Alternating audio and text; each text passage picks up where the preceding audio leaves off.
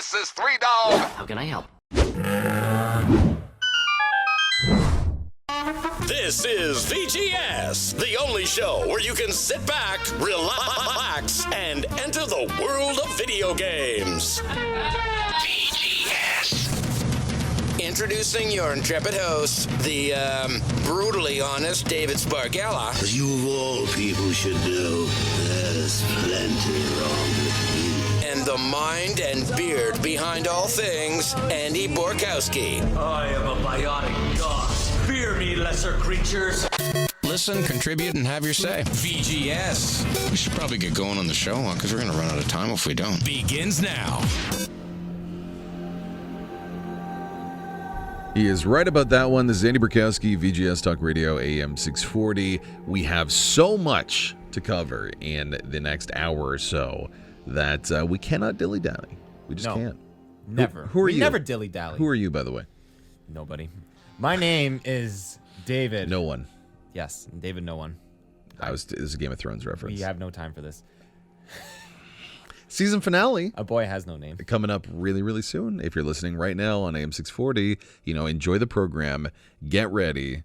Season finale. Did you see the Game of Thrones Leroy Jenkins thing? I did, actually. How funny is that? I shared that. We might play a little bit of that for anyone that's not familiar. Again, this is a show about video games, video game sophistry, where we look at the ins and outs of the video game industry, talk to some of the people that make it so, and try to inform you about what's exciting and new in the last 7 days. Something exciting and new in the last 7 days is the very iconic battle that was in last episode. Spoilers, everyone, from last week's episode. Oh, one of our interns put his fingers Yeah, don't in go his ears. into like. Well, no, there's a big battle. There's a big battle. That's it. And in it, Jon Snow runs into the field screaming. And for anyone that's familiar with video game history, knows the very iconic video that I think is almost important for bringing video games almost into the mainstream, like YouTube and stuff like that. Yeah. In World of Warcraft, where a guy named, let's do this, Leroy Jenkins, probably my best one, runs in really and just destroys it, unfortunately, for his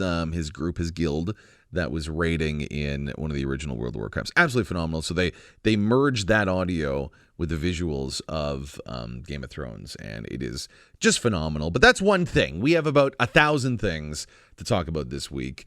Very excited. We have Rich here. He's listening intently. He's going to be manning the mic soon to talk all about a new game, Mighty Number 9. So very, very exciting. It's a Kickstarter game. He has some interesting words for it. Do you like those games? Those Mega Man style? Nah, sort of. Have you played 1 through 7? Of Mega Man? 1 through 8. Of Mega Man. Mighty Number. I don't think that's what it is. Oh, okay. I think it's just like a story Well, mechanic. Rich will tell us later. Do we know? We don't. Do we know if it's number 9? No, we don't. Before that, though, we have, of course, a huge interview with some really, really big YouTubers out there. These are the people that essentially become the journalists in this industry, and we're talking all about Mass Effect Andromeda. If you go into any sort of Google window and type in Mass Effect YouTube, you're going to get these 4 names. Their handles are Ability Drain, Gamer MD83, Ash Lady Insanity. I know it sounds silly. These are real. These are great people. And Biofan. They are the 4 most authorities and 4 of the greatest YouTubers that talk about this iconic franchise.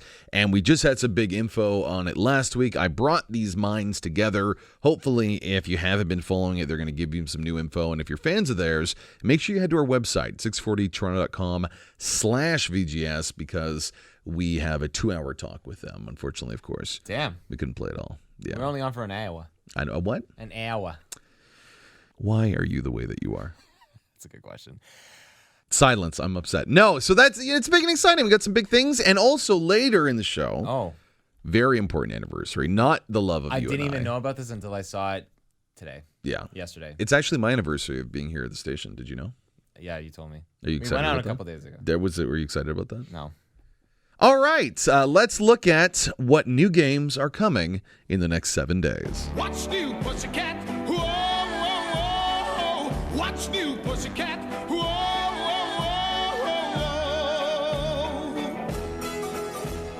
whoa, Our much lauded feature in which we cover the big games coming out in the next 7 days, the ones that you need to consider Sunday to Sunday, starting with Inside, coming out on the Xbox One on June 29th. It's made by Playdead. They're the creators of the game Limbo.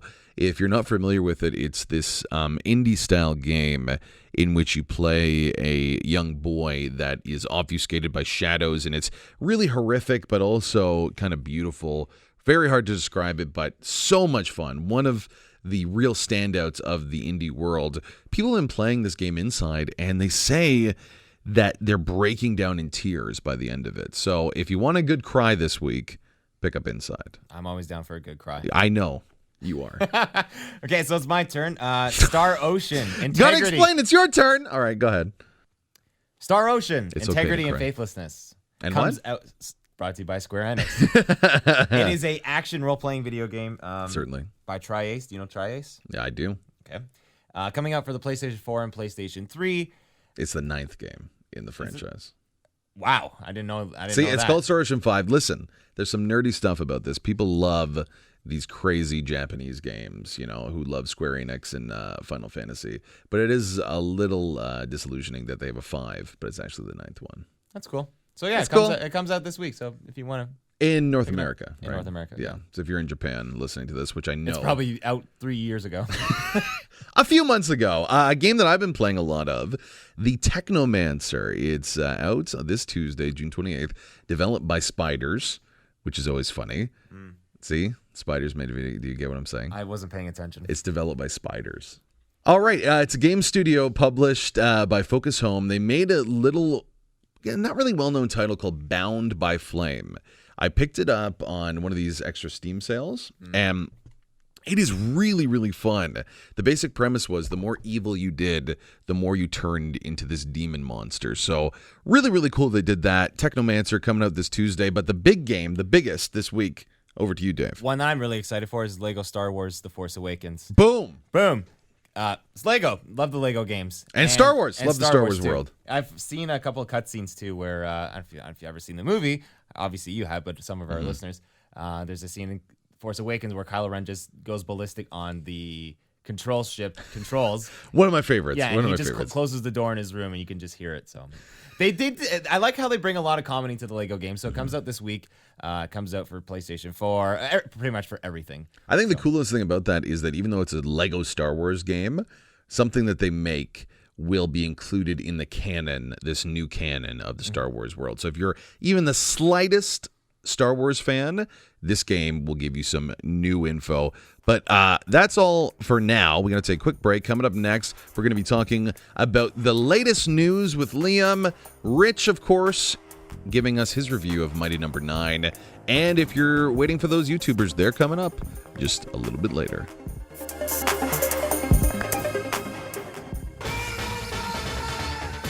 Now, back to VGS with Andy and Dave on Talk Radio, AM 640. Now, this takes me back to the good old days. Oh, won't you take me back? That was Bryan not, Adams. not an invitation to sing I think that's Bryan Adams. whatsoever. This is our classic news feature, one that we've done for many, many years. Dave is tired, so he won't be making his news of the week. Instead, we have Liam's feature, News for the Week, namely, yeah, it's clever. It's spelled W-E-A-K. Oh. Right? Thank you for giving me credit. This is Liam Brand. He is an intern here and a writer, and he's done a lot of work here. He did all this work and produced a script for News of the Week that Dave was supposed to take his magic and turn to something beautiful. And Dave Not looked this at week. him stone cold and said, no, not this week, this simply. week. So instead, we're going to talk about it as a group. Doesn't that sound special? Yeah. Sorry. Mid-yawn. Number 1. Round 1. Fight! So the very first story is about something that I think is near and dear to at least one of our hearts. The revival of a video game that, oh man, people adore. Kind of tenaciously, with fervor that matches religious zealotry. Call of Duty Modern Warfare. What's it called again? Modern Warfare what? Just Modern Warfare or COD 4.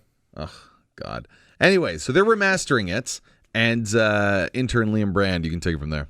Yeah, well, it's near and dear to a lot of people, and especially to the original Infinity Ward founder, Vince Zampella, who recently left to go and work for Respawn Games and work on Titanfall. But when he caught wind of this COD 4 remastering, well, he called up current Infinity Ward and he said, "Good luck, and don't it up."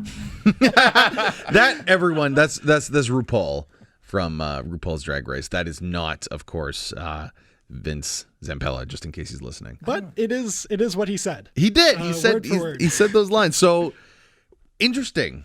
Yeah, very. I guess he sees that game as like his baby, the thing that he is most proud of, and he really makes it clear that he would just hate to see the reputation of it tarnished and for fans to kind of lose the nostalgia around it by getting just a pretty crappy remastering. Well, to you now, Dave, you are a COD 4 fanatic. Yep. You know, you probably have Vince Zampella tattoo somewhere on your body that I can't see. Speed dial. On speed dial. You call him every night. Yeah. Do you share a similar sentiment as the founder? Yeah, I mean, because you're going to go all out and just remaster these games, you got to do a good job. It's like, let's just say, yeah, I just re-put it out on Xbox 360. Xbox One, sorry. Of course. I put it out on Xbox. It's the exact same game, but it doesn't look any different. You know, What would you... Well, here's the question, right? Because I think there's two camps when it comes to remastering. There's the ones that say, I just want a fresh coat of paint and the exact same game that just plays a little bit better and looks a little bit better. So I think that's one camp, the almost traditionalists. Yeah. And I think another camp, they want it to be remastered and they want the bad stuff to be gone and for it to be made better. A true remastering. Where do you find yourself on that side of the question? I like the true remastering because, like, again, you're going all out and you're gonna spend all this money to remaster it. Do a good job, please. So you want some changes then? Remember what they did with Halo, the Master Chief Collection? You could press select and it would go to like crappier graphics. That was so cool. I would like that. That would be cool if they could add something like that. But otherwise, that was like a very in-depth remastering. It was literally called. The word remastered was in that somewhere. Yeah. So clearly they cared about that. But I don't know. You think COD 4 has enough resources behind it to make almost two games in one? Because that's what Halo did with their remastering. Like you said, you press a button and you could switch the screen. It had some of the old glitches that people liked. Yeah. You know? Like being able to jump out of certain parts of the map and get like under a rock or something. Exactly. Hide in different areas that people love. You know, you play a lot of COD 4, the new remastered game. Do you hope that they keep some of the weird stuff? I'd like to keep the quick scoping with the ACOG scope because it was a lot of... that'd be cool. It just sounds like gibberish. I hope It's they so don't funny. get rid of like the classic like perks, you know, like because they got rid of a lot of them because people complained about them, and I hope they're not like, oh, so we're bringing back COD 4, but with like all these new perks and attachment systems, and like I just want the original game how it played exactly. I completely agree. And remember, that's very sweet. This is the most agreeable I've ever seen you on the show. Hey, he knows what he's talking about. And he likes games, especially good games. Oh, okay. So again, the final anecdote that everyone likes to associate with this title, you get this, you get Call of Duty Infinite Warfare for free when you buy. Nice of them, eh? When you buy the remastered thing. Obviously a joke that they are in fact including it the other way around, but everyone thinks that game is terrible. It's not a joke, dude. And this let's move on. We got more to talk about. Round 2. Fight. So this one is a little bit of the Uncanny Valley dip. Resident Evil, a game that is known for its horror, for its jump scares, for its foundational elements, I think, in most horror games, is on VR. And apparently this new foray into VR is leaving some people with an upset stomach. Yeah, absolutely. There were a lot of journalists around E3 who were tweeting and talking to each other about it. And they're saying like a bunch of the other VR games played fine and they didn't get motion sickness. But Resident Evil 7 on the PSVR, like by far, a lot of people coming out of it feeling nauseous, motion sick. Now, you, Liam, have a little bit of insider info because last year at Fan Expo here in the city, you got to play what is the proto version of this VR demo. The kitchen. Yeah, or so just kitchen. What was that like, just quickly? It's odd because when I played that, I was very impressed by how little like motion sickness I got. And it wasn't like it didn't mess with my head at all. But then again, I was in the demo strapped to a chair. I wasn't moving around a whole lot. So it could be a matter of now that they're making it a full game where you're going through halls and you're actually controlling a player. It doesn't work out. It doesn't work for that way. Well, I hope that it does still provide the horrors that were in that demo, because I remember it was terrifying. In that same demo from Fan Expo, I mumbled it a little bit. There was a young kid that did it. And I remember we got a video of him just saying, nope, taking off the stuff and walking away midway because he was so afraid. So as someone that kind of likes horror games more and more, I hope they get this right, because that would be a shame if they weren't able to, let us have those great scares. It seems like a good start. I don't think I read anything about anybody saying it wasn't a good game, but they might need to maybe smooth out the frame rate or something like that and just get it to make us sick with fear. That's a good place to end it. Make us sick with fear, folks. Coming up next, our next big feature, we have Rich himself joining the program to talk all about Mighty Number 9, a new game that has been in the making for quite some time. We'll see if it's worth your time. Andy Burkowski, VGS Talk Radio, AM 640.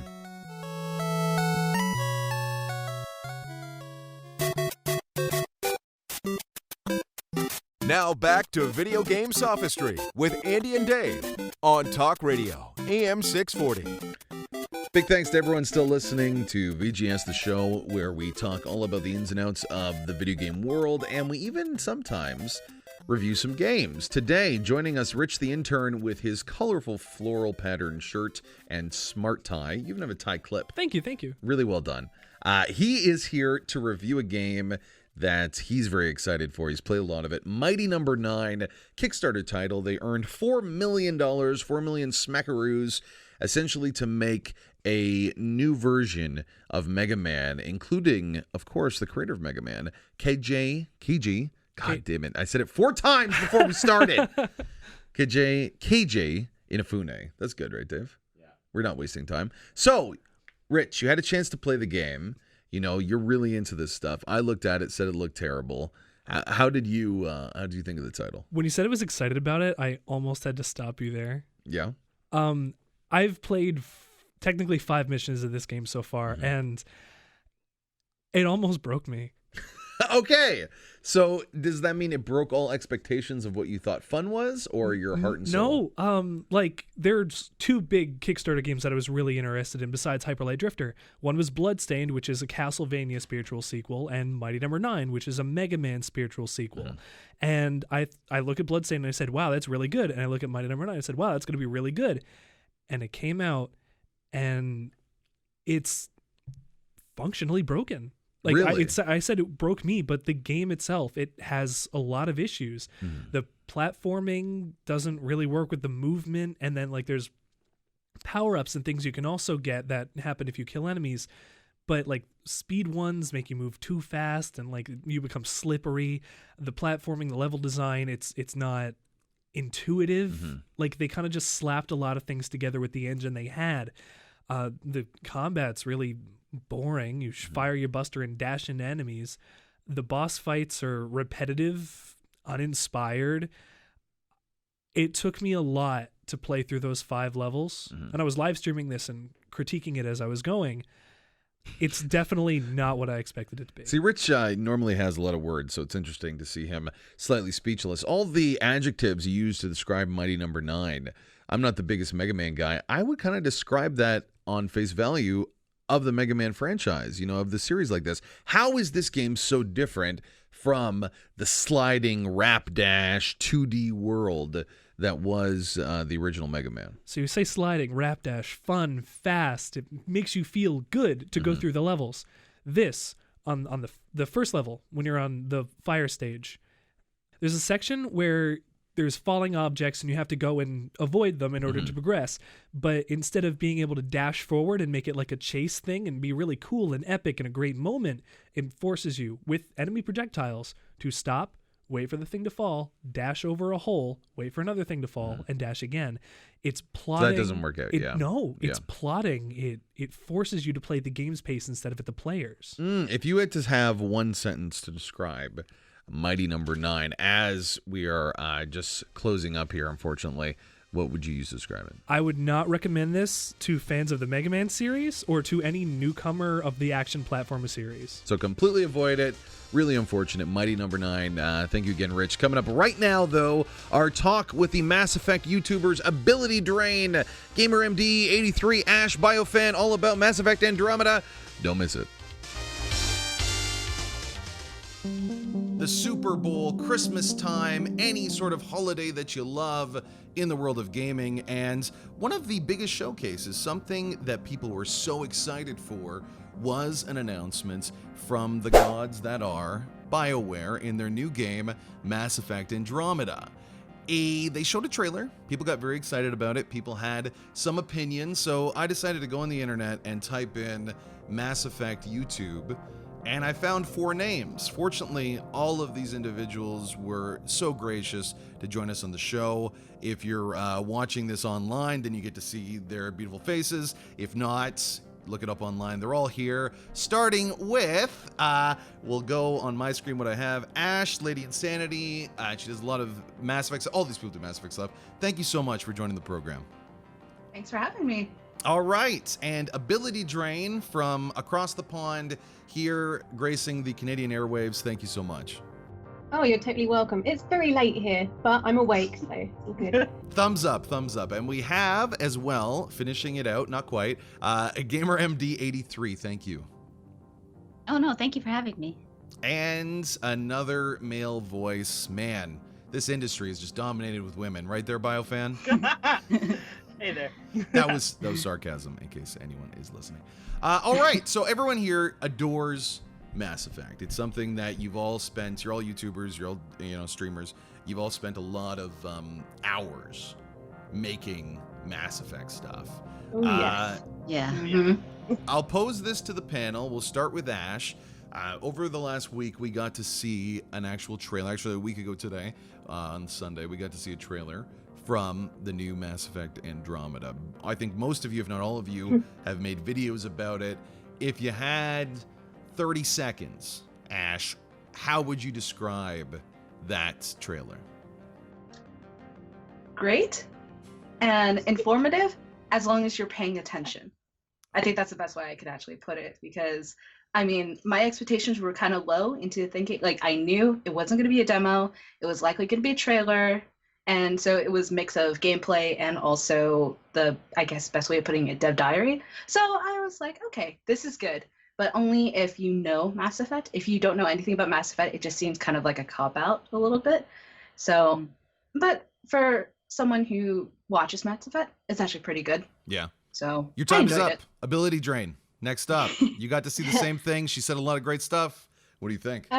I thought it was very pretty, but like Ash said, it's kind of a blink and you miss it sort of thing. If you know what you're looking for, then easily you can pick out all sorts of stuff that to anybody else would be easily missed. But I mean, I wasn't expecting there to be a huge amount anyway. So, yeah. I mean, for me, I enjoyed it, but I can see why other people might be a bit annoyed at what was shown. GamerMD, you had a chance to make a video on it as well. Similar sort of thoughts as your compatriots here? Yeah, similar, exciting, a bit different, but still familiar, and very pretty. I just loved it. But yeah, once you if you actually sit there and analyze like we all do, you find little tiny things where you're like, oh wow. But well, yeah, I think overall was awesome. What was your, Miss GamerMD, your oh wow thing that you discovered? Because I know the other guys will get a chance to say, but like you said, everyone went through with a fine-tooth comb. What was the biggest thing that impressed you, I guess, the most through your hard examination of the trailer? Well, when it comes to examination, it was definitely the Krogan dropping the character scene. That was the best. That was the one where I was like, like in my reaction, I was literally like, oh my God, I just came up with something. Okay, but all right, we'll go next to Mr. Biofan.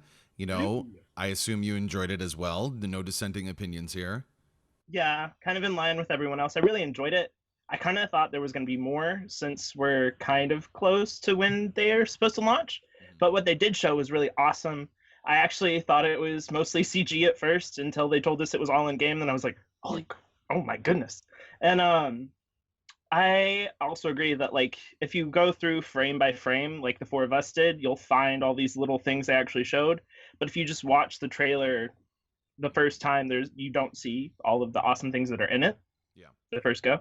What would be for you, Biofan, something that you noticed looking through the trailers that you think gets you most excited for the eventual release of Mass Effect Andromeda? When I was going through frame by frame, one thing I noticed that was like kind of hidden in the trailer was like on Ryder's arm has like the AI or the A1 symbol that I thought that looked pretty interesting. Because in the past we've been Commander Shepard N7 all the way, and now we're some sort of AI or A1 person. That I thought that was pretty interesting. All right, anyone else? Just feel free. Something that looking at the trailer through your heart examination really, really spoke to you that you think maybe you're onto something that a lot of other people didn't grasp? I wouldn't say I was onto something, but the Asari had eyebrows, and they don't usually have eyebrows. They have markings, and sometimes. Sorry, go for it. Liara had them, and then also yeah, but they were like Venezia. drawn on. Were they like but not hairy? They were like drawn marking on, kind of previous. And so I'm thinking maybe because obviously the Asari mate with other species, perhaps traits from the father or previous generations are starting to come through as they've evolved or something, and maybe more human or masculine traits or whatever are coming out. Then again, it could just be that Frostbite allows them to do hairy eyebrows and they thought, let's go for it. It's hard to say. They now Could look be like anything. hair. You're hairy now. Huh. Hair. So, yeah, this game that takes you to another galaxy that allows you to do things that they claim you've never been able to do before. The one thing that really blew your away, Ability Drain, is eyebrows. Yeah. Those eyebrows are on fleek, though. Okay, so what? Let's. I throw this to looking randomly here. Ash, you're up. How would you describe for someone that is, not familiar with Mass Effect Andromeda? What is your 20-second pitch about this game? Consider the future when we actually make space travel a thing. That Earth needs resources and we need to expand into other galaxies. How will we do it? What is the journey that we're going to undertake? That is Mass Effect Andromeda. Very, very good. Anyone else think that's bullcrap and they have their own version? I got one. I got one. No. Oh, Ability Drain, please do. Yeah. If you like space and you want to romance aliens, then this game is for you. Priorities. Yeah, that's. All right. That's Well, exactly. this one's for GamerMD. I think a lot of your videos, a lot of what you do, it's important that you convey a certain level of passion. Everyone here does, but I think that's a big thing with what you do. Looking at Mass Effect Andromeda, there's been at least a small segment, some worries that maybe this isn't going to be, the similar sort of experience that we've been used to for a decade now with Mass Effect. Looking at the trailer, what we've seen, what we've read, are you still excited for this? Is it the same level, or are you a little trepidatious? I'm actually very excited because I wanted to see something different. I said in one of my videos, I was like, if we see the Return of the Reapers or some the Protheans in a completely different galaxy, I'm going to be pissed off. That's really going to piss me off. I really want to see something new.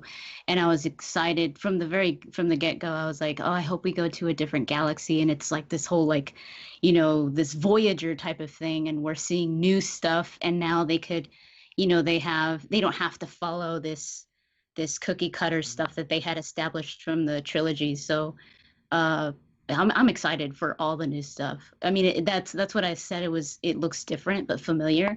So I think that's what's really grounding a lot of Mass Effect fans is that it looks familiar. Anyone else here actually on the other side of the fence, a little more worried than excited?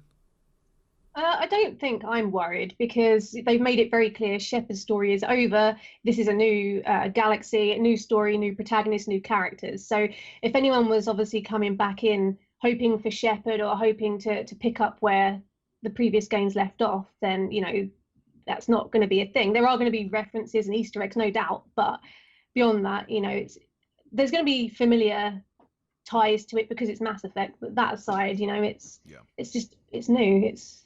I'm kind of actually like, although like there's gonna be a lot of new stuff and that's gonna be awesome, there are races that are coming back. We already saw the Asari and the Krogan that are gonna be there. Like, my fear right now is what happened in Dragon Age, where it was only a third game out of the series, and it like went not only so far into the lore, but it kind of like turned it on its head with Solus. If they do that with Andromeda, though, that's like that. The fear that I have is that they're gonna change the lore, not change the lore, but add to the lore to such a point that it's kind of like, wait. I need to go back because that doesn't sound right, or it sounds like way too much. Like, or like they're trying too hard and that kind of thing. Yeah. Oh, here's the plot twist. Like, no, just chill. Give it to me slowly, shit. Again, speaking with a pack of YouTubers who have spent most of their online careers talking about Mass Effect, Andy Burkowski on VGS Talk Radio, AM 640, talking about the new game Mass Effect Andromeda. You know, everyone seems to be pretty optimistic. There are some fears coming from Ash on one side of the fence here. But, I mean... Yeah, go ahead. Biofan. When they first did Dragon Age Inquisition, a main complaint was there's a little bit too many side quests. So I hope they heard that and are making a better story to side quest ratio for Andromeda. If the side quests do sort of tie in with the main story, kind of like the way The Witcher 3 did it, then it'll be amazing. What you don't want is loads of empty, beautiful looking spaces with nothing much going on. I have no food. Can you get me like 10 pieces of ham? Thanks, bye. So you're not looking forward to getting ham things there, Ash? No. Yeah, go get like 5 bears and for no reason because bears. Yeah, great. This is exactly why I came to this galaxy. Bears, obviously. Looking a little bit at what information that's come out after the trailer, you know, Mac and the team, they've had the chance to do a couple of interviews. Usually they seem to be sticking to a similar sort of script. You know, they seem to know what they're talking about. It's not entirely ambiguous. Is there any excess information, if you have been keeping up, that worries you? I know you, Biofan, got Mac even himself to confirm that the main character, his name is Ryder, and there's likely going to be siblings, I believe, kind of hearkening back to the Dragon Age 2 setup a little bit. Anything there that you want to discuss? Well, they said that at E3, but I did get Mac to confirm that Ryder's named after Sally Ride, who was the first American woman in space, so that's pretty cool. But given that this is a BioWare game, I'm pretty sure our siblings are going to die at some point. Yes. But when it comes to a Bioware game, it's either you have father issues or you have like someone trying to stab you in the back, like that is that'll sibling be a of some thing, sort. definitely. And those tags, the rider tags, I think it was confirmed on Twitter that they don't belong to the protagonist. So I think whichever sibling we play, it's probably the other sibling that dies, or it's your dad that's dead, and he was like a big space marine guy, and or you know, that's the sort of thing that happens in I said Biofan games and BioWare games. I make games too. Whoa. Yeah. So that it looks as if they might be hearkening to a gameplay design model that really takes away and borrows from Inquisition and the Dragon Age franchise. You're nodding, GamerMD, so I'll go to you. Is there anything, you know, is that a good thing? Or I look at it and these things were so distinctive, you know, Mass Effect and Dragon Age. I remember we had on the show months ago, we had David Gator and Drew Karpyshyn, the minds that created each one. And it's a great story where they both said, you know, we're in a room and they said, I want to make a space game, I want to make a fantasy game. And they just went off and now, you know, look what we have. They're starting to meld a little bit. I'm a little concerned about that. How do you feel there, GamerMD? Well, I think it's nothing new when it comes to BioWare. Like now we're seeing them introduce more of a sibling. At least that's what I'm thinking. Well, when I said that the part where I was like, oh my gosh, this is the part where the Krogan is dropping the guy. The thing that I noticed was that the guy that is kneeling right by the Krogan is most likely the N7 character that we saw in the first trailer. And I was like, why is he just sitting there watching this Krogan drop this guy? So I was like, this is probably the bad guy, this N7 guy. And now I'm like, what if he's also the sibling? So I think it would be tying a lot into like like Knights. I think Knights of the Old Republic, and even Knights of Dragon Fallen Age Empire. 2. Yeah. And I think that's awesome. I mean, even in Dragon Age Inquisition, we saw a lot of correlations between Mass Effect, like with the Protheans and the ancient elves. It was very similar. So since it's the same developer, you are going to see some similarities in their games. And I think if it worked and they just put a twist on it, I think it could make for really good storytelling. Yeah, like I'm not bothered at all by that. Like there's only so many different ways you can take a story without having similar themes happen. And you are going to borrow from, other sources as well. And they do not just within their own teams in the studio, but for other franchises as well. So I mean, you're going to have Fade husbands, and then you're going to have Space husbands. I mean, that's just a wide theme.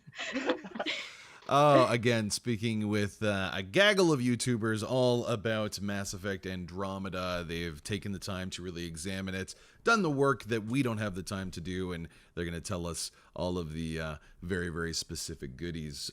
This time around in Mass Effect Andromeda, they mentioned that the idea of space exploration, perhaps even space colonization, will be implemented in some way.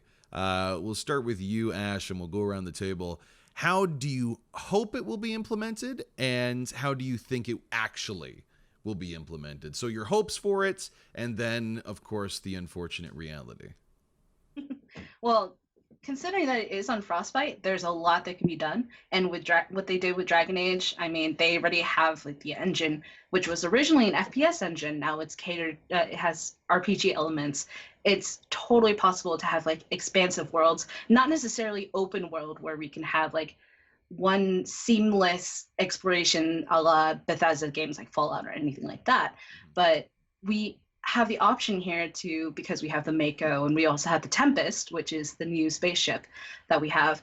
It's like we have the option of exploring and doing everything on the go and actually hands-on exploration rather than, oh, we're going to walk around, we're going to pick a couple of herbs, then keep going, which we had in Dragon Age, it was nice. But I think in Mass Effect, we're going to have way more expansion into that and more engagement with our environments. All right, Ability Drain, to you about the notion of having colonization, exploration, just this whole big question mark of what BioWare is up to when it comes to this mechanic in Mass Effect Andromeda. Well, I mean, I hope that it's not going to end up with a Fallout 4 situation with like a space Preston saying another settlement needs your help, and I'm gonna have to shoot whoever it is if that's a thing. Quadrant 17 needs your help right now. At least it's not raining, babe. Oh God. But no, I think I kind of hope in that sense it does kind of follow a Fallout 4 route in that we can obviously create settlements in a sense, not obviously exactly the same as Fallout 4, but I mean, how can you even guess? It's a brand new game, different galaxy. I have no idea how they're going to implement something like that. Obviously, with exploration, I dare say it'll be along a similar sort of lines of Dragon Age Inquisition, although the Mako comes and drives around up mountains and things. Yeah, whereas in well, yeah, exactly. And then I just drive vertically up a mountain rather than taking my horse up a mountain and they better not change the Mako. Fly off to go crazy with those physics. Yeah. And Biofan, same question about the idea of colonization. Well, I mean, I don't think we're going to stay on a ship. I think obviously people are going to go down to planets and start kind of settlement sort of things. I'm not sure how the mechanics will work of it, but if you look in the trailer, there's several scenes that include like obviously buildings that have been made from Milky Way species. And there's also one scene where the Tempest is parked right outside of one, and it looks like the protagonist is walking outside of it. So it looked kind of like a house. So it could be a settlement or like a player base or something. I think it could be either that each settlement is kind of like a storyline thing, or it could be kind of like where you set up a camp in Inquisition, but significantly more interactive. The engine allows for more NPCs to be walking around. Like if you played on Xbox One versus Xbox 360, you had more NPC volume. So it allows there to be like little towns or settlements and things with NPCs all over the place. And of course, finally, Gamer MD, you know, what do you think about how they're going to implement this idea of colonization and what you really want, you know, from that kind of mechanic? Because it seems to be a pretty big one. Well, I really loved the exploration of Mass Effect 1, but I always wanted more. Like I wanted a reason to explore the planet and not just, oh, I found these dog tags. And it's like, okay, bye. So I want more. I want more there, kind of like an Inquisition, where you start to like, ooh, the plot unfolds, you know, on different planets. But I also think that they're gonna. Speculation of mine is that they're going to probably incorporate like colonization with an iron fist, or and also colonization of like actually wanting to connect with these new species and relate to them, and you know, kind of like get their approval type of thing, because that's a very BioWare morality thing. options kind of. Yeah, yeah. So I'm thinking that this N7 guy is probably the one that is trying to colonize, you know, these species with an iron fist, because in the first trailer he turns to the camera and immediately takes his gun out, and it's like, why is he going in hostile? I didn't even pick up on that. That's clever. Yeah, that's a good point. So I think you're going in to kind of like, you know, either probably if there's that whole, because they're saying that there's more gray here, not so much renegade Paragon. So I think you're there to kind of balance that out, and so it's not like, you know, where it's like we're here to move on as a species, or as species from the Milky Way, but also, you know, to support you guys as well. Well, yeah, speaking to that, sorry, 1 second there. Speaking to that notion of what you mentioned there, that's some pretty big information that we heard this week. That twofold, I think, kind of the biggest nuggets that we were able to hear from all these little interviews were that the ending will have no bearing of the series Mass Effect 3. Oh, we got a thumbs up there from Ash on what happens in Mass Effect Andromeda. And the other piece of information, you mentioned it, Gamer MD, that they're moving away from Paragon Renegade. These are two huge tenets of what makes BioWare games. The idea of connecting a story game to game to game, and their system of Paragon Renegade, or the dualities of morality type of thing. Ash, since you gave some kind of visual cue when I said this, you know, considering this, how do you feel? Do you think this is a step in the right direction, or is BioWare losing something? So, in my opinion, I actually like it a lot. And because Same here. For whenever we deal with, for instance, going back to Coder, it was one of, like Knights of the Old Republic. It was one of those that actually was totally okay with you being gray. That you didn't have to go one way or the other, that you had the option to actually explore it and not be shoved into this, you're going to be a hero, you're going to be an anti-hero. And it gave you the option to really develop your own character rather than a character that is going to be a paragon or a renegade. As much as we know Mass Effect to be that, at the same time, I do want more fidelity with my choices whenever I actually have a character like this. And especially since it's going to be a new character, I mean, why not? Yeah, I totally agree. Sorry, Like, 1 second there, BioFan. Just so going from that also to the idea of not having that impact of the trilogy and the choices you made. God. See, well, that's interesting, because there were some radically different choices that change everything in huge ways. It led to a gamer boycott at one point, if we go back to the, you know, the times of 2013 or 2011, whenever it was. So Do we Ash, have to go back to that? We block that out. what do you think to that, though? What do you obviously very positively? Okay, so the extended cut endings, not the original ending, I was satisfied with it, because not only did I look through the high EMS one where you had the high score, but I also looked at the low EMS and the messed up ways that you can actually leave the galaxy. And there's, I think, 7 or 8 of them in total. And if you think about it, it's kind of like there's no way to have BioWare reflect all those choices into your game for Andromeda. And even if it does, like, why would you want to, in my opinion? Because there's a huge difference between synthesis and also control. And I think it's much better if we have this new character choose the way that they want to interact with AI, the way that they want to interact with. I don't want Reapers in the next game, but if Reapers come up, yes, I want my character to react differently than my Shepherd did. Instead of just kill, kill, kill, or anything like that, be like, well, I understand where you're coming from. And I guess, Biofan, I've interrupted you 3 times on this one. Please, how do you feel? Again, we're looking at the 2 big pieces of information that the endings to Mass Effect 3 and will not be included or accepted or, retconned, as you were, into Mass Effect Andromeda, and they're moving away from Paragon Renegade. What are your thoughts, Biofan? The Paragon and Renegade was fun, but it was also pretty restrictive at the same time. Like in Mass Effect 2, there were several story options that you couldn't do unless you were very Paragon or very Renegade. You couldn't be like Paragon or whatever. So you had to... Renegon. You had to kind of Yeah. stick with one side. But then in Mass Effect 3, you kind of had that freedom of this is the last one. They kind of let you intermix them a little bit more. And they liked how in Mass Effect 3, they allowed Shepard to kind of tell people their feelings, how they were dealing with things, show them from more emotional standpoints. And they want to do that with Ryder a little bit more. So I think moving into more of a gray area allow us, like Ash said, to develop a new character with deeper personality. And in terms of the endings, yeah, it would be really hard to not have AI around as an option, or have them around, or have all green people walking around, or regular colored people. Like, it'd be too hard to incorporate that. We love And also- Asari to have green skin. Don't get us wrong. That's not the green we're talking about. And ability drain. What do you think? I'm actually glad they're moving it to more shades of grey. With Dragon Age, they've always been more like that.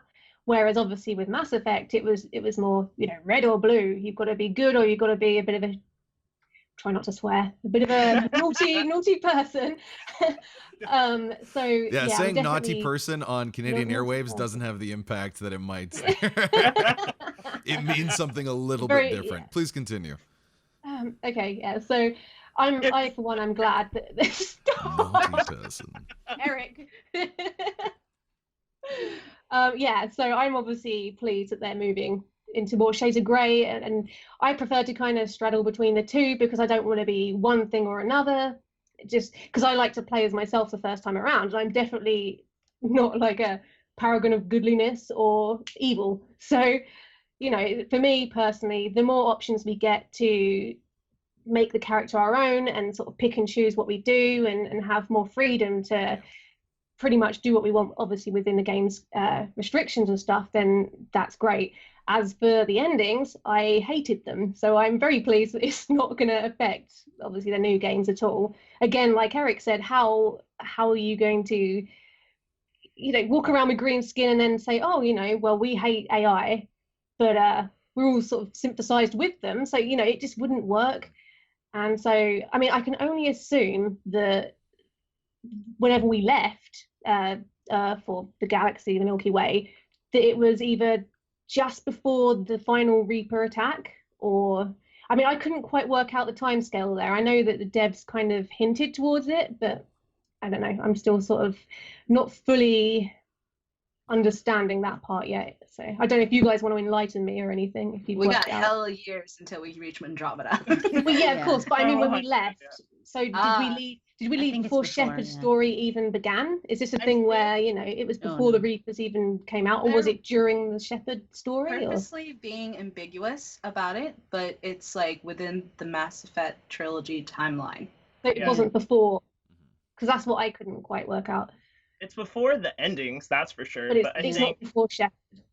no. But in terms of like galactic peace, they may do like kind of like in between ME2 and ME3 where they have that time jump. I think that's a good place because then everything's kind of developed before everything goes bad. Unless they left Oh, just as it went yeah. bad, at the beginning. And that of way, Mass it's like Effect could have been while Shepard was like dead, incarcerated. it's like that's why he didn't know because he was gone. Because between one and that was messing with me. Like, why didn't Shepard know that they were making these things? So yeah, maybe that would be yeah, that would be a between good ME1 idea. and ME2 when Shepard's dead. Yeah, that could be a good time too. Yeah. I thought maybe still the think beginning it's- of Mass Effect 3, because like the Reapers attacking, like, right, send them now just in case we lose. It makes sense. I think it's closer to after the Batarians get attacked because we wiped out their entire homeworld.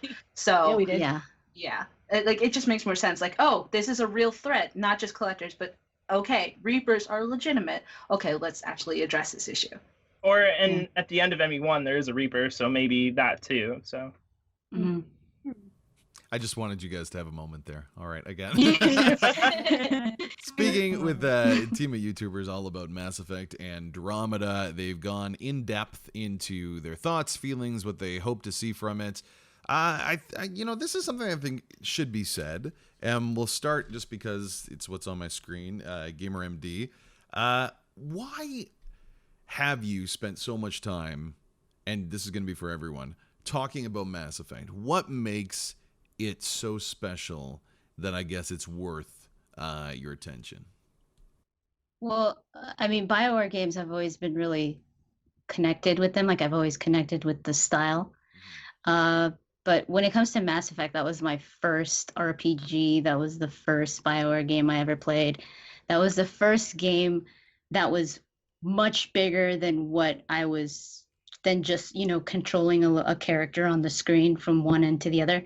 It was just, there was moral questions there. There was decisions. You got to create your own character. You got to connect with your character the way that you wanted to. And I love sci-fi. So I connect with it on all levels. Every game, I love the lore. It's just there's so much to it. And like I said, I'm in love with the sci-fi, the whole sci-fi thing. So I connect with it, and there's so much there to cover. So that's why I spend so much time, because I'm like, there's all these great things that a lot of people, people that didn't read the books or people that haven't like done as much research as we have. It's cool to let them know about it, because that's when they're like, oh wow, I didn't know that. Like, it makes so much sense now.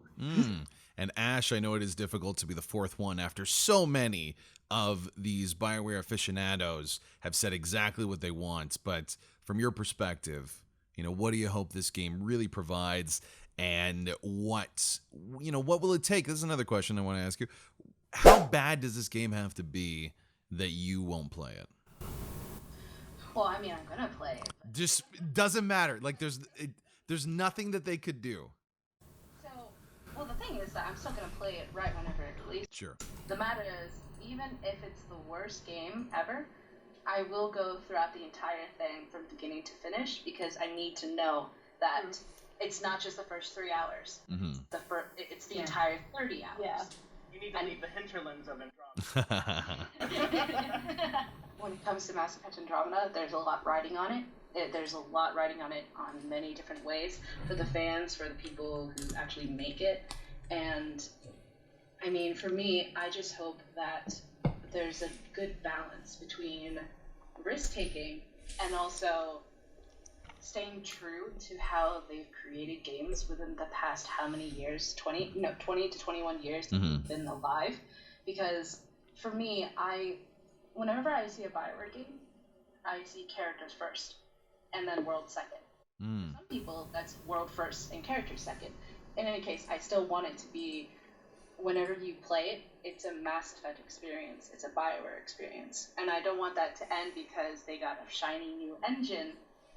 Although it's really awesome and it really opens up a lot of doors for technology, at the same time, I really hope that they stay true to it being an RPG rather than just purely action. But at the same time, like MD said, I hope they do take a lot of risks. Yeah. And if they can scale to having a lot of different things at the same time and having this while staying true to what makes BioWare BioWare, then I'm all up for it. Very, very well said. Big thank you to everyone. We got BioFan, GamerMD, Ash, Ability Drain. Thank you for talking Mass Effect Andromeda. We really do appreciate it. Thanks for having us. Having fun. And everyone says thank you at the same time. Now, if you're still listening and still watching, we're going to go into a bit of a veer, still in the BioWare vein. Dragon Age. We finished up with the first 3.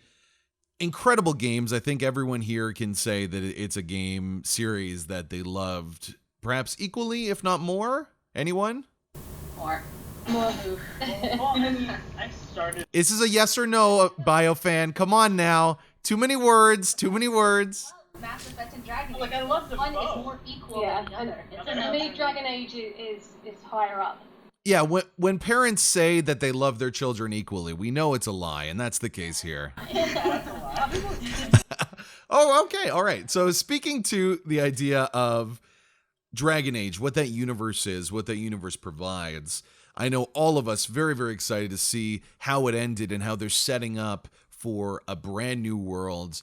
Let's start with you, GamerMD, just because you happen to be the one to my left here. Where do you see Dragon Age going, and what's your hope for that franchise?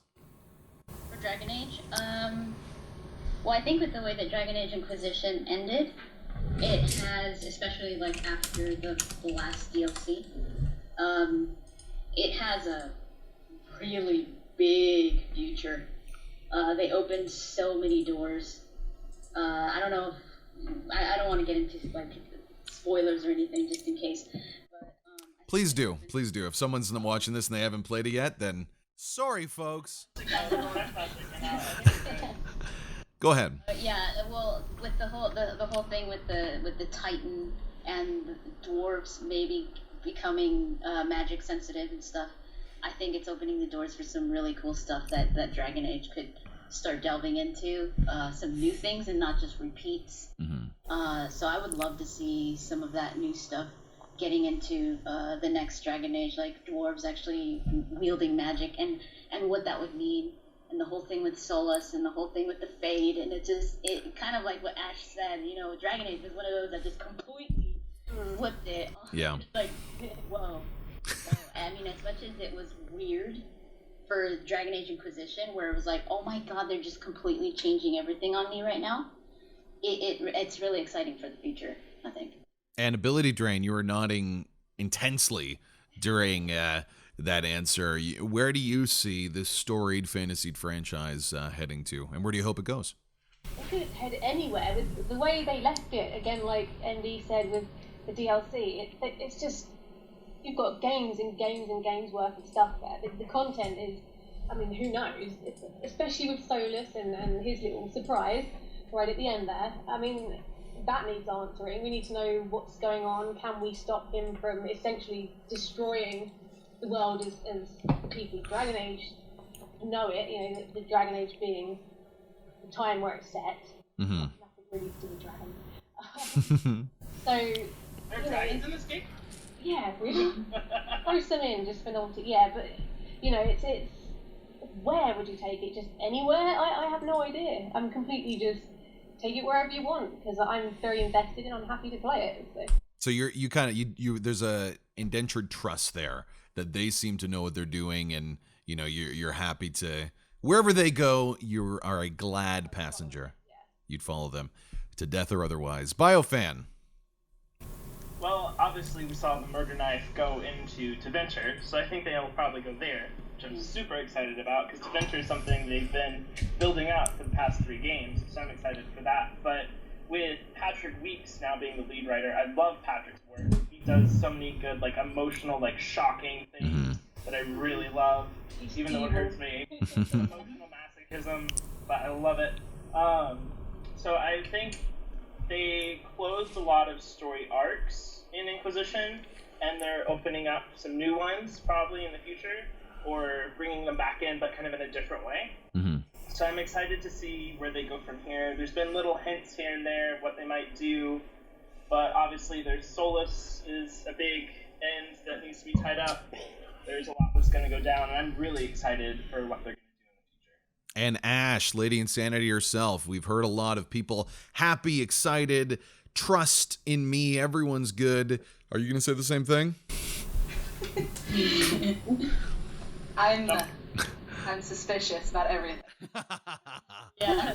I don't want to say either way. I am very excited for what the 4th game is going to be. At the same time, I think like oh my gosh, like this could go really, really well and really, really bad.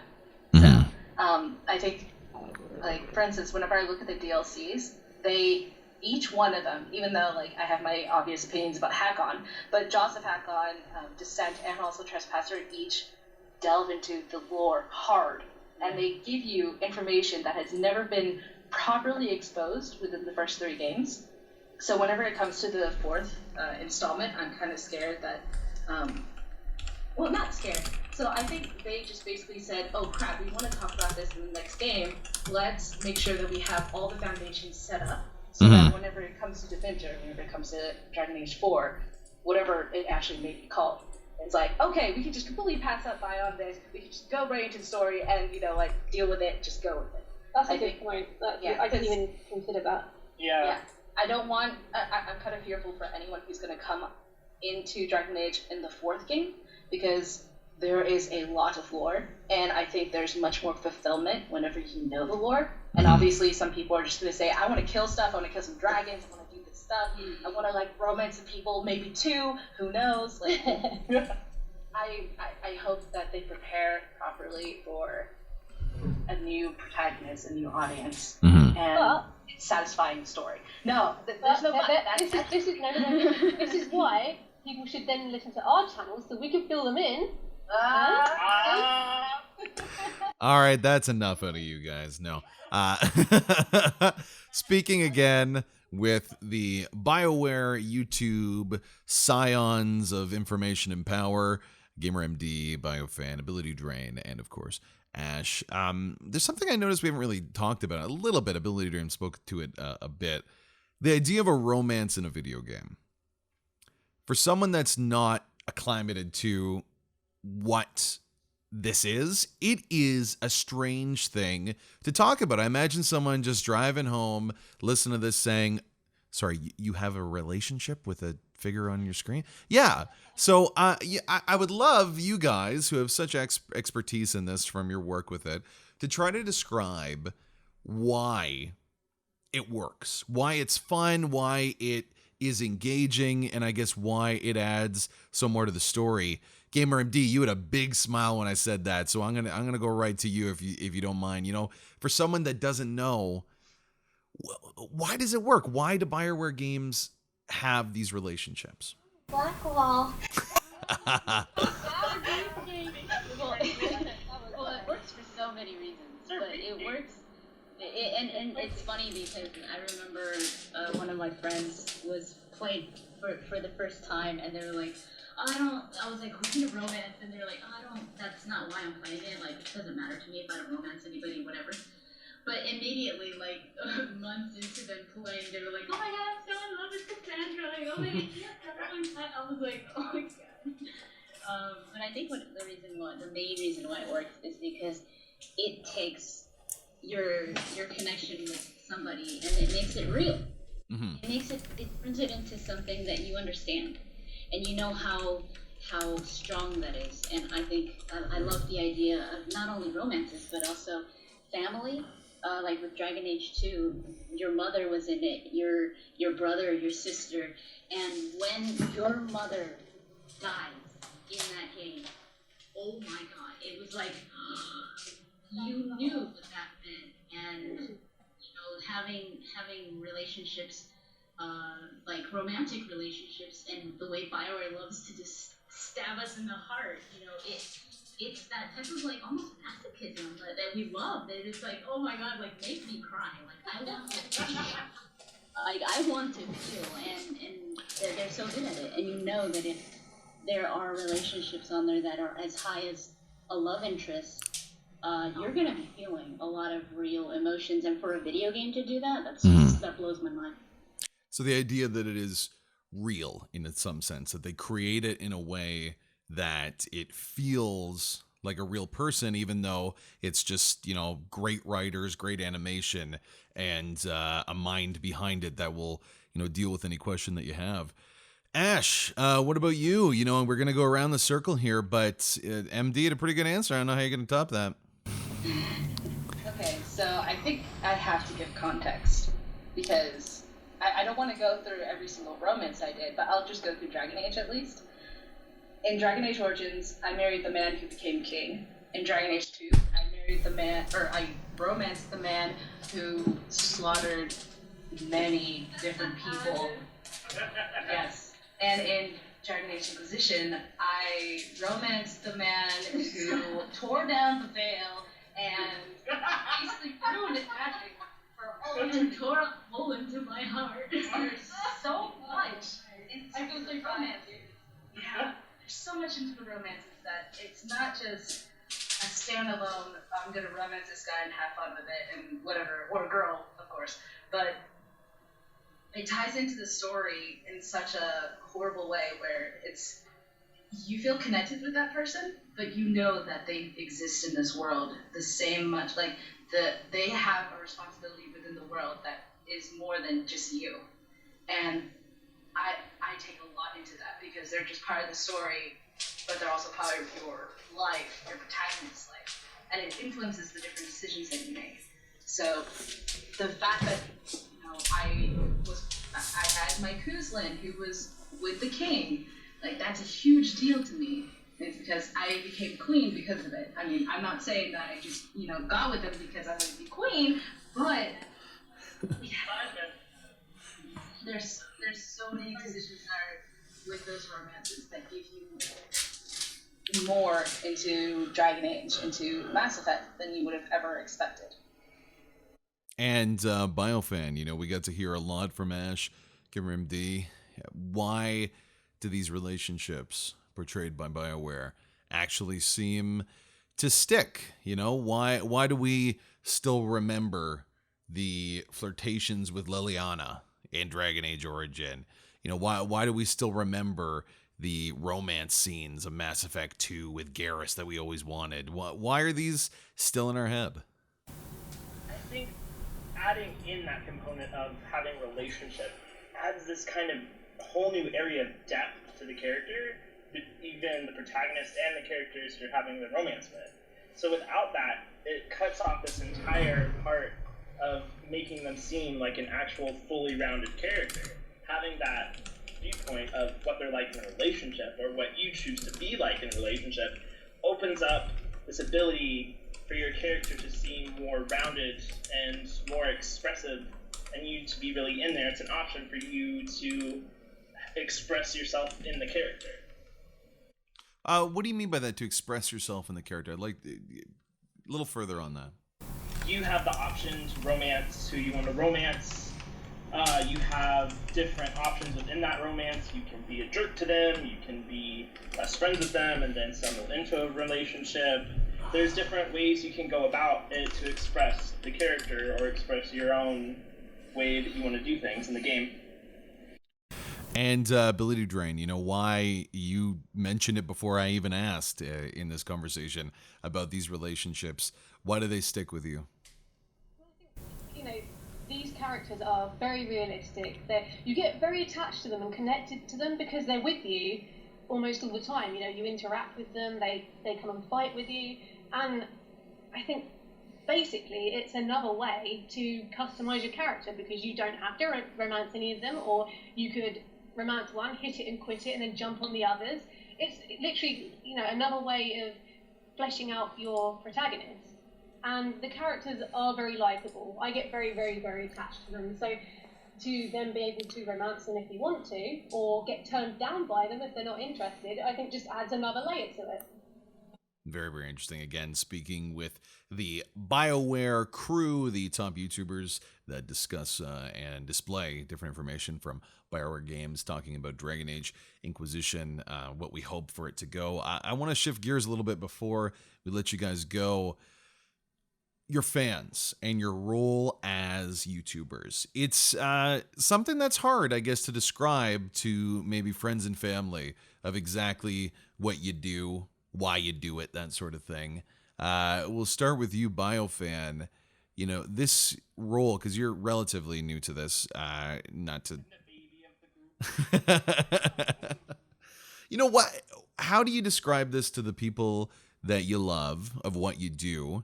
And how important is this to you? Because I think there's one thing that everyone here shares. It's a deep, deep passion for what they do. So, Biofan, I'll start with you. What does it mean? Like, the way I kind of describe it to my family is kind of like video game journalism, kind of. Like, I covered the development, but it goes deeper than that of I do, like, lore videos or reactions and trailer analysis. It's something that I get this kind of fulfillment out of because I have such a passion towards the games that following the development, getting connected with other fans, getting connected with developers, it really just kind of fulfills my passion further towards the game. Continuing from that, ability drain, your role in this, what do you think about your fans? What do you think about what you do? And where do you find the passion to keep going on with this? Well, it started out as a hobby and over time became my full-time job. So, I mean, to do something that you love doing and essentially get paid for it is, kind of what everybody strives to do. And I've met some amazing people through it, fans, I hate calling them fans, subscribers, that sounds better, developers, friends, these guys, it's opened up so many doors and it's been a lifeline that I don't, if it wasn't for it, I think I'd be in a worse situation than I would be if I took it up. Things are difficult, I'm not going to get into that, but it's drastically improved my life, so, I owe them all a great deal. Absolutely.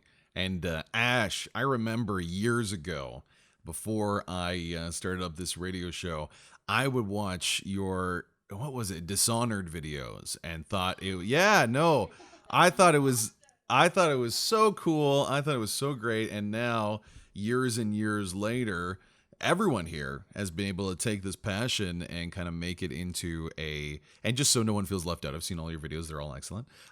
They've been able to take that and turn it into a real career. And this is to everyone. I really think everyone here has something to say. And that is something that you think would be in ample supply, but I really don't. I think the idea of having distinct voice and a real message is lacking in this kind of work that you all do. So, Ash, to you, what does it mean to have the kind of fan base that you have? And what does this work actually mean to you? Because I know it must take a lot out of everyone here to do this stuff at the rate in which they do. So for me, it's a lot of sleepless nights. I remember doing different trailer breakdowns in the middle of the night and seeing it rendered at 6 a.m. and barely getting an hour of sleep. But the thing is, it's like you do this because you want to. For me, it's not just work. It's something that I've been doing just naturally. I mean, there are people who've been following me not because of BioWare, but because of my Bethesda ones, like with Dishonored or with Skyrim. There are people who've been watching me since whenever I used to do esports. I used to compete in Call of Duty professionally. And it's just like, these are the people, they're not just viewers. A lot of them are people who I've had conversations with, I've met in real life, that I've met at tournaments, at conventions. These people are, obviously we don't talk on a daily basis, but at the same time, we all share the same interests. We all are within the same communities, and we all experience the same games. I come from one walk of life, someone else will come from another, but I get at least just a little bit of perspective hearing how they think this game will be or how they experience it. So it's really humbling to have, people share that experience with you.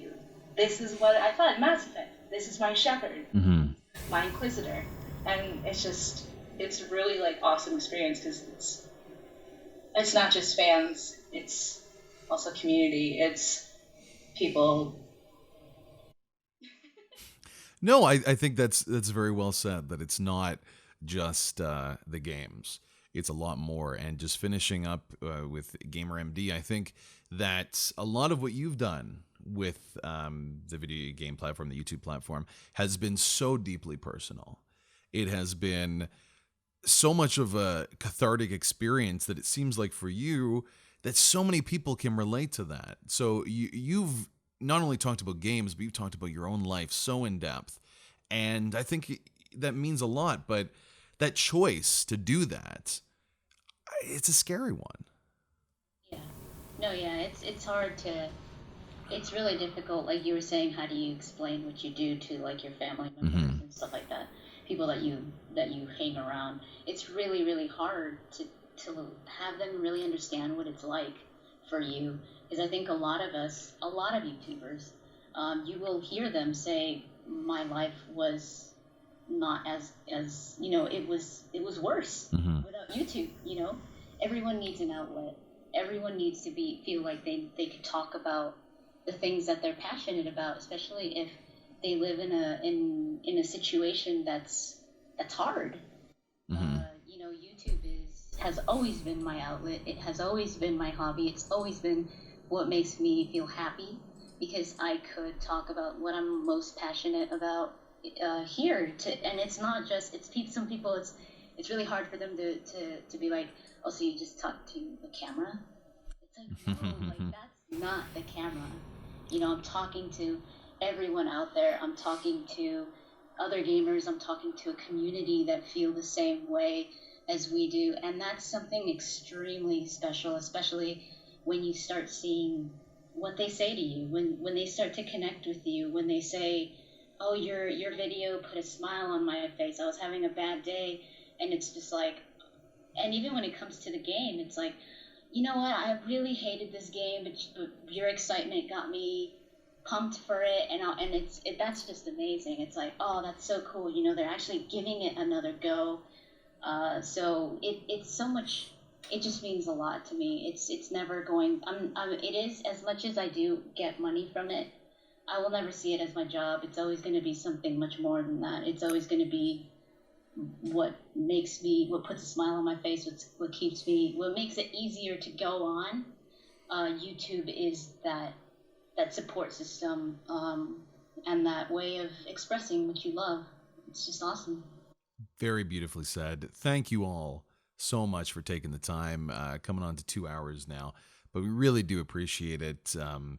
Talking Mass Effect, talking Dragon Age, talking BioWare, and then finally talking life. I'm going to give you all just 30 seconds. Final thoughts on Mass Effect, and then where fans can reach you, some of your social networking things. You can be longer than 30 seconds. It's okay.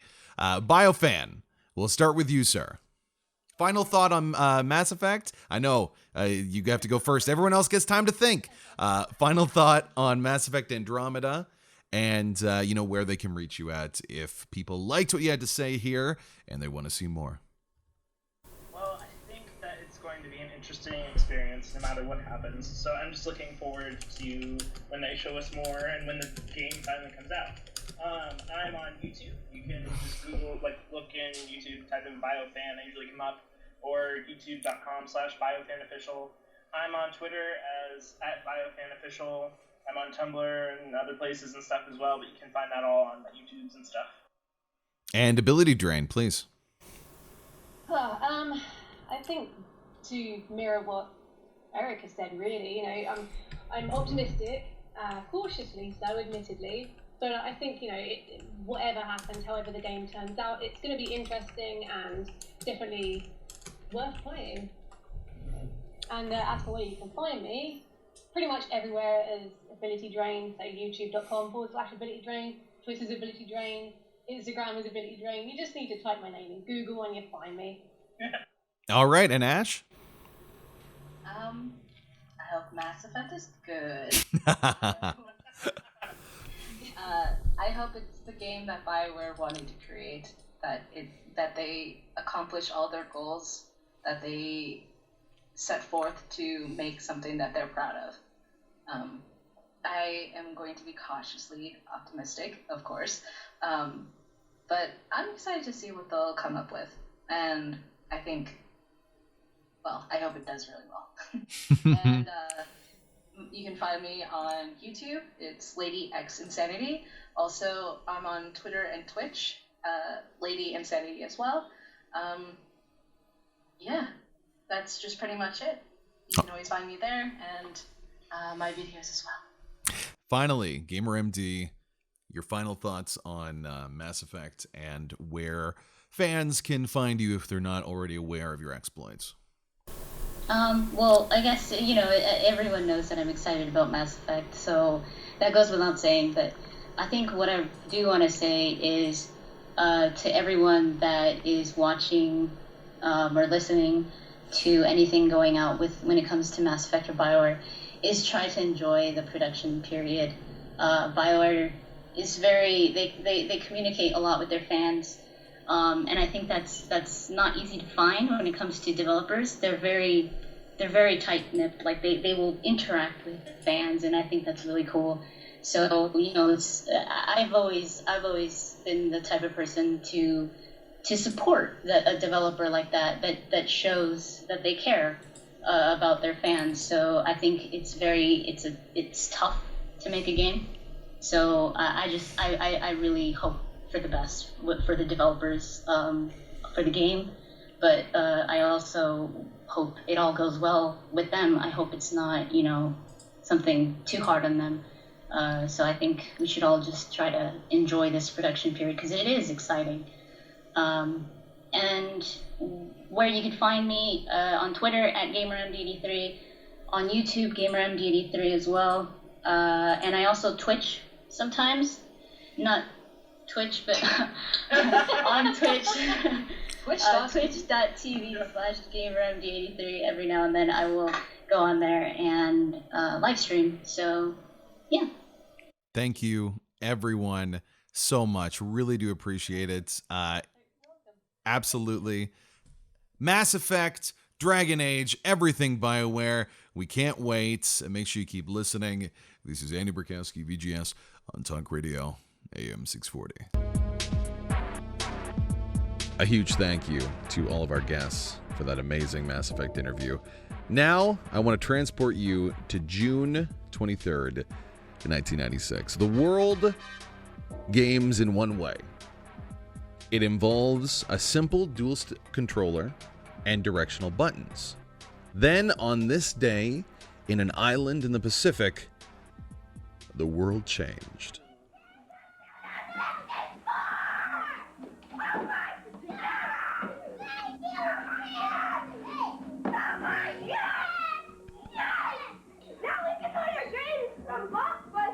Oh, that was so 90s it hurt. The N64. A round of applause, everyone. Come on. 20 years ago this week, the much-lauded gaming system, the Nintendo 64, was released in that lonely island in Japan. It offered a change from the D-pad directional buttons to, imagine this, analog-based thumbsticks, and of course, the controller went from the simple dual-prong to the three-prong to kind of fit with the pickiest of gamers. And for most of us here, Andy Burkowski, the host, we got Shaggy Dave on the board and a couple of interns. We call them Antom. We have Anton and Thomas here. We all came together and thought to celebrate this dual century of Nintendo 64 gaming. We looked at, I want to say, 3 of the best. That's what we're going for here, Dave? Yeah, I think 3 of the best. There's tons. But but these in no particular order. Yeah. 3 of the best. Starting with, let's see if you can guess this little ditty. Oh, man. I don't know what it is. Are you kidding? We played on the show about 14 times. What is it? Conker's Bad Fur Day. It is. Oh, we should have included that. GoldenEye. GoldenEye 64. How can you not recognize James that? Bond, baby. Pierce in my Brosnan. Just incredible. Anton, I know that you had a chance to look at this game. Enlighten us, for those in the audience that are not familiar with this cultural icon. All right, well, GoldenEye was the beginning of console FPSs as we know them. It's fantastic. This game brought you and your dearest friends together, in front of a screen where it would tear you apart with, don't look at my screen, or don't shoot me, I'm unarmed. No screen watching. No screen watching no screen whatsoever, watching. right? Not going to happen. Split the screen with cardboard.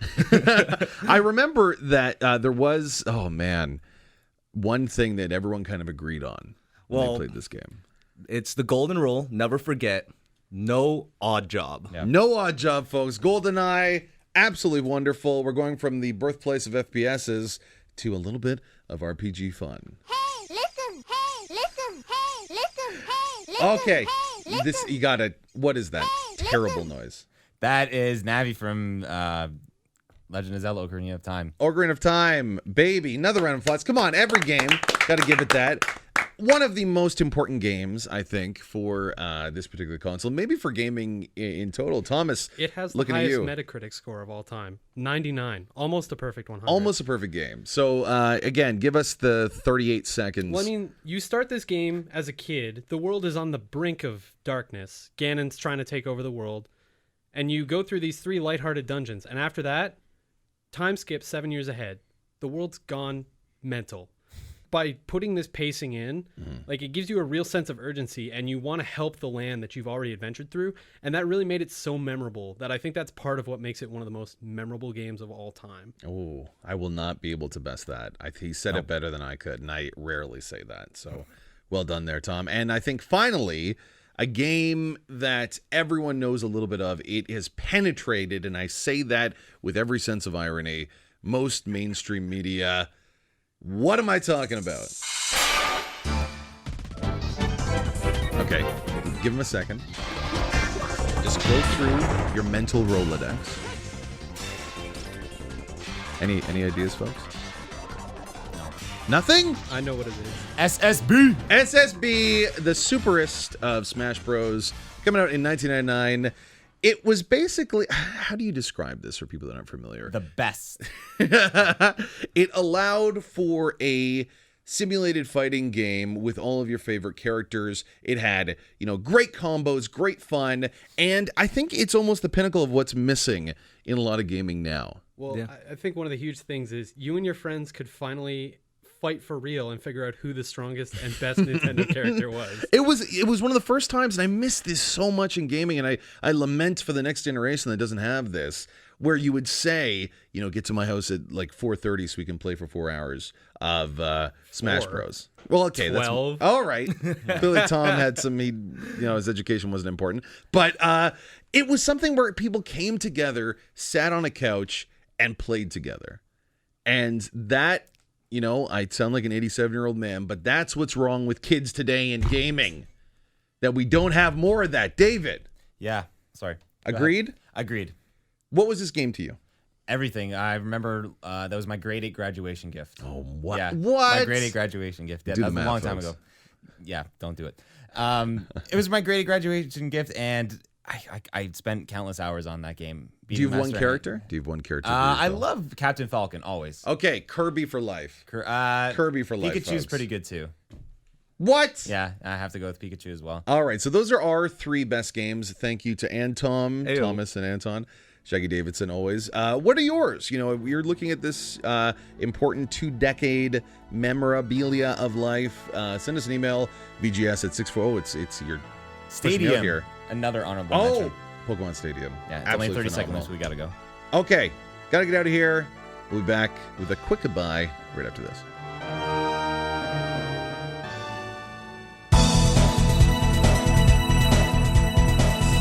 This is VGS with Andy and Dave on Talk Radio, AM 640. Just so many people to thank this episode. I don't know how we're going to get through it all. Thank you, everybody. Thank you, everyone I have ever met in the history of time.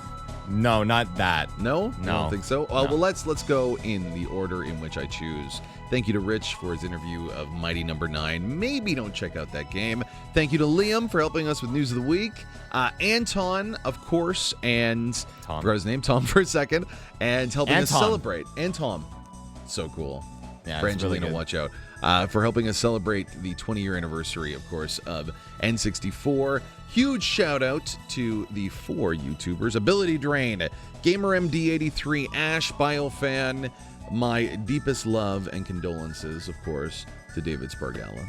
You're welcome. Yes, because I know that you have to work, and it's very It's been brutal. Yeah, I'm not complaining though.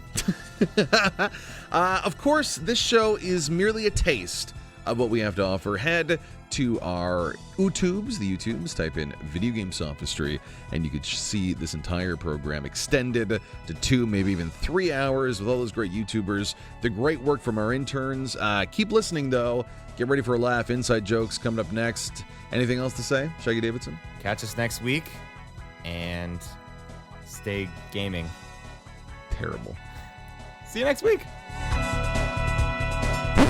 Without a doubt, the worst episode ever. Rest assured that I was on the internet within minutes, registering my disgust throughout the world.